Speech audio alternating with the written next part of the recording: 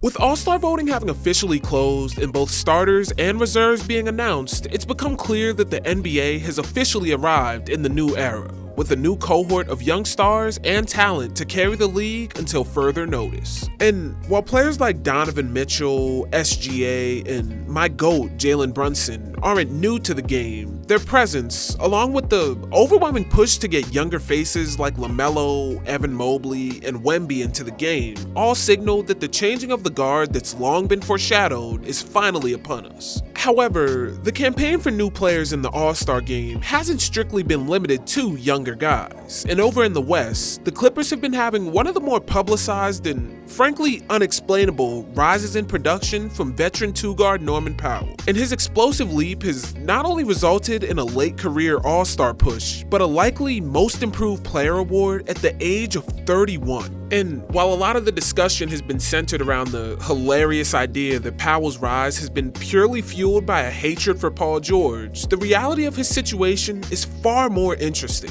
especially when you consider his constant proximity to superstardom in his career and his willingness to always be a professional and adopt a smaller role. He can act as an example of what it looks like to truly seize an opportunity. So let's talk about Norman Powell, the various roles that he's taken on in the NBA, and what addition by subtraction really looks like. With him currently in the middle of his 10th season, it's easy to imagine as a fan of the league that we've always had a grasp on what player build Powell would fit into because we've seen him for so long. But funny enough, coming out of college, Norman Powell was projected as almost the polar opposite of what he would become. He played his college ball at UCLA and is one of the more increasingly rare and, at this point, pretty much extinct stories in college basketball, where he stayed for 4 years to develop into an NBA-level talent. Over his 4 years, he'd be on teams with numerous NBA players, and guys like Kyle Anderson, Zach LaVine, Shabazz Muhammad, and all other manner of young college stars forced him to be an early adopter of what would go on to become his role in the NBA, as he was always a feature in the offense, but never the main attraction. In his senior year, though, following the departure of 3 of the team's top 5 scorers, Powell would finally come into his own as a talent and lead the Bruins, averaging 16.4 points, 4.7 rebounds, and 2.1 assists, while shooting 45.6% from the field and 32% from 3. Numbers that would have been impressive from a freshman, but for a 22-year-old senior entering an increasingly younger league, weren't eye-popping. His draft scout focused heavily on his experience as a 4-year player, and scouts loved his athleticism, ability to attack the rim in transition, and his potential as an underrated defender with a 6'11 wingspan that was far too large for his 6'4 frame. But the reports were also filled with a laundry list of concerns, including a focus on his lack of perimeter shooting, perimeter moves, and ability to make contested shots. And while his wingspan did intrigue scouts, his smaller stature at 6'4 still raised questions about if he could guard bigger 2s and 3s in the NBA. And with all of these offensive and defensive concerns, paired with his older age, it was no shock that Powell would be drafted in the 2nd round, 46th overall to the Bucks, with his draft rights being traded to the Toronto Raptors. Now, Powell's draft situation was that of most any 2nd round pick in the modern era, with him expecting minimal playing time. And the added factor of the Raptors having veteran depth at the guard and wing spots made it so that the expectation for him was that he'd spend most of the year in the G or on the bench. And for the majority of the year, that's exactly how it played out. Over the 8 games that Powell would play in the G League, he would average 25 points, 5 rebounds, and 4.6 assists, while shooting a highly effective 50% from the field, but a below average 33.3% from 3 on roughly 3 shots a game. And this was more or less the only place that Powell was playing basketball for the first 4 months of the year. And up until mid-March, he would only play around 7 minutes a game in the NBA, with virtually non-existent production and opportunity. But on March 14th, 2016, we'd get our first NBA example of Powell's ability to seize the moment, star DeMar DeRozan would sit out in a game against the Bucks and open up an opportunity for Powell to receive starter minutes. And he wouldn't disappoint, dropping a season-high 17 points and earning himself high praise from Raptors head coach Dwayne Casey, who would come out and say that Powell's brief time in the G had paid dividends, and going forward, we'd see him earn and produce in a more significant role to close out the year. Over the final 17 games, he'd averaged 12.7 points and 4.1 rebounds on 48.1% from the field and a scorching 47.8% from 3 on 4 attempts a game, quickly ingratiating him with the Raptors fans and even earning him the Eastern Conference Rookie of the Month award for April. And while a story like this would be otherwise insignificant in the long term for a player who's been in the league for a decade, I feel like this rookie year can act as a microcosm for what Powell's career would go on to be. He bided his time and produced at every level until an opportunity became available. And when he was given the chance, he showed up in the biggest way and overproduced. However, as we'll come to find out, it's that same eagerness to seize the opportunity that would come back to burn Powell in a sense. This massive end to his rookie campaign would include some big moments in the playoffs as well, but in his second year, after the Raptors traded away Terrence Ross mid-season, who was ahead of him in the depth rotation, he'd be given an even more pronounced role in the offense with relatively mixed results. He'd average 8.4 points and 2.2 rebounds on 45% from the field, but he dropped down to earth again from 3 at 32.4%. But ultimately, even though it was a relatively incremental one, Powell would still see a leap in his production. And in the 2017 offseason, Toronto would go all in on Powell, not only allowing DeMarre Carroll, PJ Tucker, and Corey Joseph to walk, but also giving him a 4-year, $42 million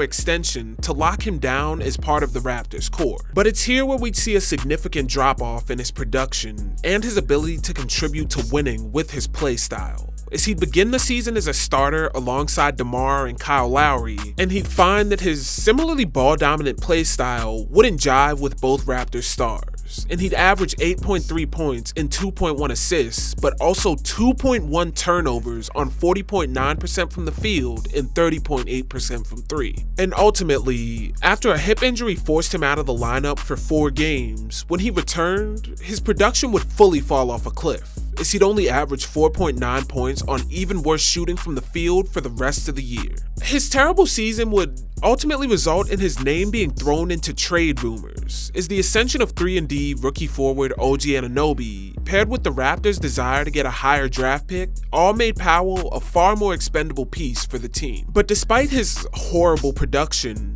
this down year for Powell is just as important to look at as his breakout rookie year, because it's a textbook example of what can happen when your ambitions get too big for your role in the league. Despite his proven ability to produce at a high level, when paired with 2 established ball-dominant stars, the shift to become less of an on-ball factor and contribute in limited opportunities was a skill that Powell was fundamentally lacking at this point. And Powell himself discussed the realization that he came to about himself following this season, and said that he accepted a smaller role because that's what would get him on the floor, and that's what it would take to make him a winner. So he would learn from this year and apply it in a major way the following season, where he'd see his production and contributions to winning all boosted, as he'd average 8.6 points and 2.3 rebounds on 48.3% shooting from the field and 40% from 3, placing him in the 89th percentile of 3-point shooting wings and the 84th percentile of corner 3-point shooters, while simultaneously finding himself in the 33rd and 49th percentile respectively for shots attempted from those areas. Powell had learned to do more with less, and he'd see his willingness to accept a smaller role culminate in an NBA championship as a solid scoring presence off the bench who could thrive off the gravity of a bigger star in Kawhi Leonard. But following Kawhi's departure from Toronto, Norm would get another shot at being the main option for a team, and he'd have the best year of his career thus far by applying both his off-ball experience and on-ball scoring skills. Through 52 games in the 2019-20 season, Powell would average 16 points and 3.7 rebounds on a career-best 49.5% shooting from the field and 39.9% from 3, giving him an effective field goal percentage of 59.5 and placing him in the 93rd percentile of all wings that year. On top of this, his usage rate would jump to 19.3. the highest since his second year, and his shooting splits would still remain lethal.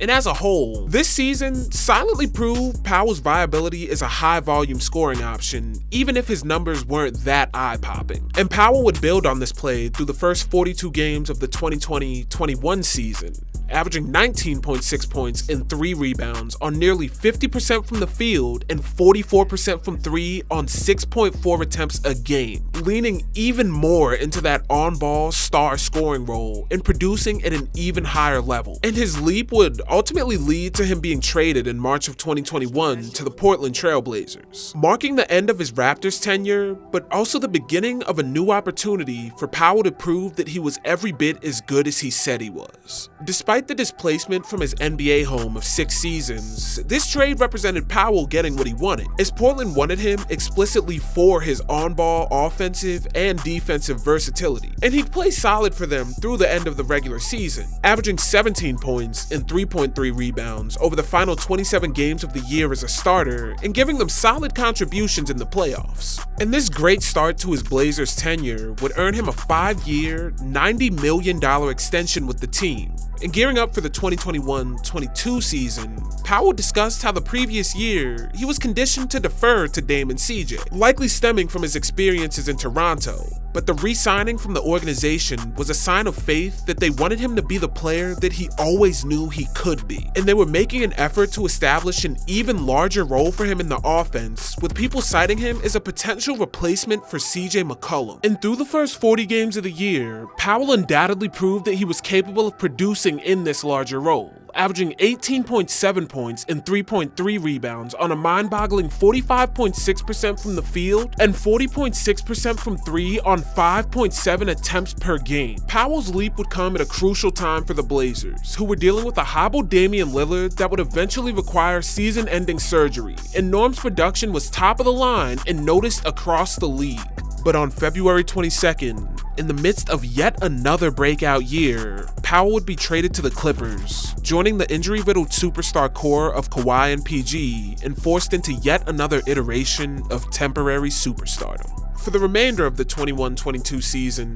as the Clippers were still missing their stars, early reports stated that Powell's job would be to provide offense, and he got out to an incredible start, averaging 21.4 points and 2.8 rebounds on an unreal 50.8% from the field and 54.2% from 3. And while this hot start would be prematurely halted by a season-ending foot injury, it was clear that Powell was a viable scoring option outside of the Clippers' star-studded core. So the next year, with Kawhi and PG both back on the court, albeit still in a limited capacity, Powell found his new role to be the Clippers' go-to scorer off the bench, and he overachieved in this spot as well, averaging 17 points and 2.9 rebounds on 48% from the field and nearly 40% from 3 on 4.8 attempts a game. And despite him coming off of the bench, his usage rate in this role was a career high for a full season, sitting at 24.2%, placing him in the 85th percentile of all wings that year, and serving as even more proof of his growth and acceptance